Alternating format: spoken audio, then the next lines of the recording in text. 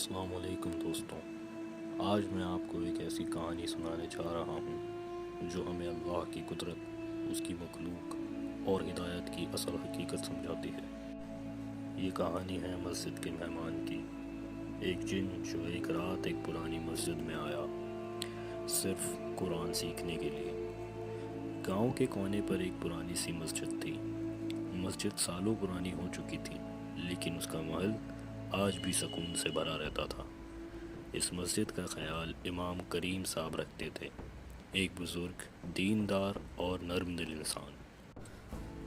ہر رات عشاء کی نماز کے بعد جب سب لوگ چلے جاتے تو امام صاحب دیر تک وہیں بیٹھ کر قرآن پڑھتے اور دعا کرتے۔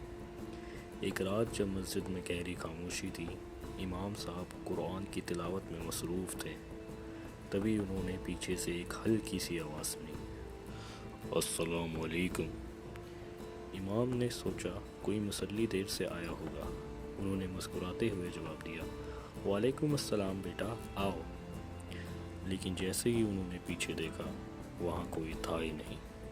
امام نے پھر قرآن پڑھنا شروع کیا، تبھی وہی آواز دوبارہ آئی، میں نماز سیکھنا چاہتا ہوں۔ اس بار ان کے چہرے پر ہلکا سا تعجب تھا۔ انہوں نے پوچھا، کہاں ہو تم؟ سامنے آؤ بیٹا۔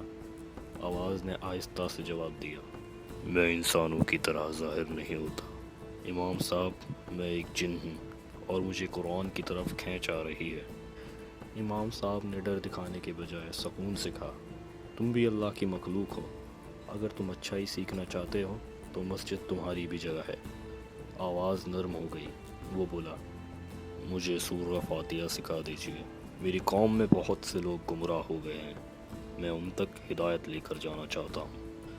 امام صاحب نے سورہ فاتحہ آہستہ آہستہ پڑھی، ہر آیت کے بعد رک رک کر اس کا ترجمہ سمجھایا۔ ہر آیت پر وہ نادیدہ مہمان کہتا، سبحان اللہ، یہ تو راہ دکھانے والی کتاب ہے۔ مسجد کے اندر ایک عجیب روشنی کا احساس ہونے لگا، جیسے قرآن کی برکت سے محل اور نورانی ہوتا جا رہا ہو۔ جن نے پوچھا، امام صاحب، کیا انسان ہم جیسوں سے ڈرتے ہیں؟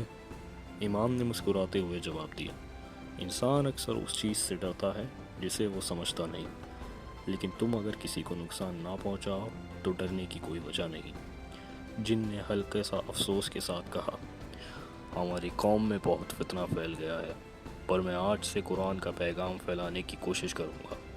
امام صاحب نے دعا دی، اللہ تمہیں ہدایت دے اور تمہاری قوم کو بھی راہ دکھائے۔ اچانک مسجد میں ایک میٹھی خوشبو پھیل گئی، جیسے مسک یا ایمبر کی۔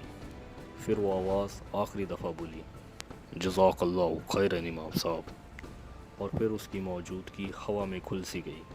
مسجد بالکل خاموش، بالکل سکون میں آ گئی۔